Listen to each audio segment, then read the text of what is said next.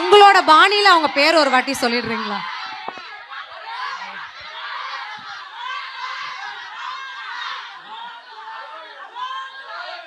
Red card ஒன்று கொடுக்கணும், yellow card கொடுக்கணும். ரெட் கார்டு எதுக்கு, எல்லோ கார்டு எதுக்கு? இவங்களுக்கு வந்து எல்லோ கார்டு முதல்ல வந்து எதுக்கு கொடுக்குறேன்னா, அவங்கள பற்றி நல்ல விஷயம் இல்லையா?